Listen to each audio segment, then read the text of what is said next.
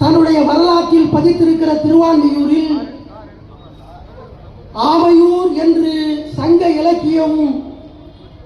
உரைக்கின்ற இந்த திருவான்மியூரில் மறுமலர்ச்சி திராவிட முன்னேற்ற கழகத்தின் சார்பில் நடைபெற்றுக் கொண்டிருக்கிற மகத்தான பொதுக்கூட்டத்தினுடைய தலைவர் பொள்ளாச்சி மண் புரட்சி புயலுக்கு தந்திருக்கின்ற நேர்மை சிகரம் பேரறிஞர் அண்ணா அவர்களுக்கு மருத்துவம் பார்த்த பாக்கியத்தை பெற்ற பாக்கியசாலி, ஒடுக்கப்பட்ட சமூகத்தில் பிறந்த நேர்மை நெருப்பு ஐயா டாக்டர் கிருஷ்ணன் அவர்களே, வரவேற்புரை ஆற்றியிருக்கிற தென் சென்னை கிழக்கு மாவட்ட கழகத்தினுடைய செயலாளர்,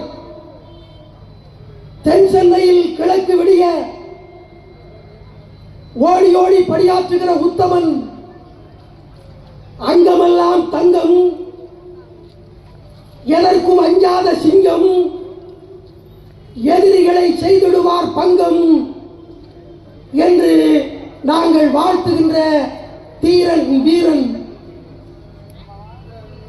பட்டம் பதவி என் தலையிலே இருந்து உதிர்கிற அதற்கு சமம், வைகோவும் துறை வைகோவும் என் உயிருக்கு சமம் என்ற உணர்வோடு களமாடிக் கொண்டிருக்கிற மாவட்ட கழகத்தின் செயலாளர், என்னை நெஞ்சார பூசிக்கின்ற அண்ணன் கனககுமார் அவர்களே, உரையாற்ற வருகின்ற கழகத்தினுடைய பொதுச் செயலாளர்,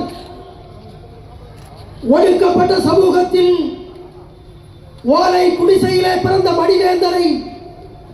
தத்தெடுத்து வளர்த்து எழுத்தாளனாக்கி பேச்சாளனாக்கி கவிஞனாக்கி திருவான்மியூர் வீதியிலே உரை முழக்கம் எழுப்ப வைத்திருக்கிற என் தந்தை நிகர் தலைவர், மூப்பை புறந்தள்ளி 30 வயது இளைஞரை போல் இப்போதும் கடமையாற்றி வருகிற ஓய்வறியாத உழைப்பாளி, ஊழல் கலைபடியாதவர், உண்மையை தவிர வேறு எதுவும் அறியாதவர், மூளை வலிக்க சிந்தித்து தொண்டை வலிக்க பேசி கால்கள் வலிக்க நடந்து சிறைகள் பல புகுந்து வெயிலிலே காய்ந்து மழையிலே நனைந்து தொண்டை குழியில் ஜீவன் இருக்கிறவரை நாட்டு மக்களுக்கு ஆற்றுவேன் தொண்டு, இந்த மண்ணின் உரிமை காக்க பிறந்த